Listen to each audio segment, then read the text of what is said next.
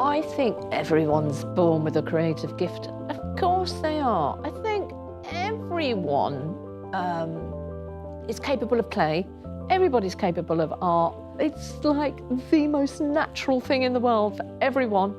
It's a technique, you can learn it. But I don't think art is got anything to do with learning a skill and learning how to draw. Art is about having something to say.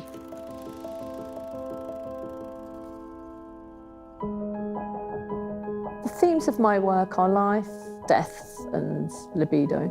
I am very much myself. I've got my own thing, sculpture. I do it in my way and it feels right. It feels like my work, and that's important to me.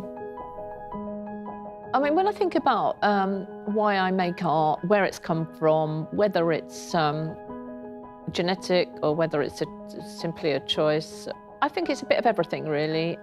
If consciousness resides in every cell of our bodies, which Susan Greenfield, the neurologist, says it does, then if we're going to inherit eye colour, tensions, to hold tensions in certain parts of our bodies, which can be transferred to the next generation, then surely the opposite must occur too, that we hold the facility to release those tensions. We hold it, we inherit it, it's part of our consciousness. As a child, I spent thousands of hours drawing. Oh, I thought that was the meaning of life.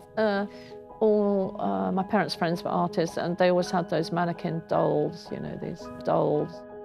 And they were my sort of first dolls. Well, I thought everyone was artists. I didn't really understand there were other professions. I just remember I had this one friend when I started school. Her father was something to do with minerals and stones, and he was obviously a geographer of some sort. I remember saying to my mother, look at this Clarissa, her father is abroad, digging, is that a part of art? And she said, there are other professions, Jane. She had to tell me. I think what happens in life is that we still have the need to play, and art is keeping that alive. I think what happens is that we start to think if a thing is worth it, then it's worth money. But I like what Sigmund Freud said about that. When he went to America, he said, oh dear, dreadful place, they're all suffering with dollaria. I think there's a sort of misnomer that art is therapy, and I think art is cathartic because you feel at one with the world. But therapy is like thinking it all out. Well, art's not about thinking it all out, it's about feeling it all out. I can walk around and be very inspired by whatever's around me. It's not a question of judging conditions or environments, it's a question of responding to what is already there. And I think extremely important is to have limits. I think limitations, they are the stuff of creativity. We can get everything out there on the internet, but that's the worst scenario for being original, inventive. If everything's there, it's like having nothing there.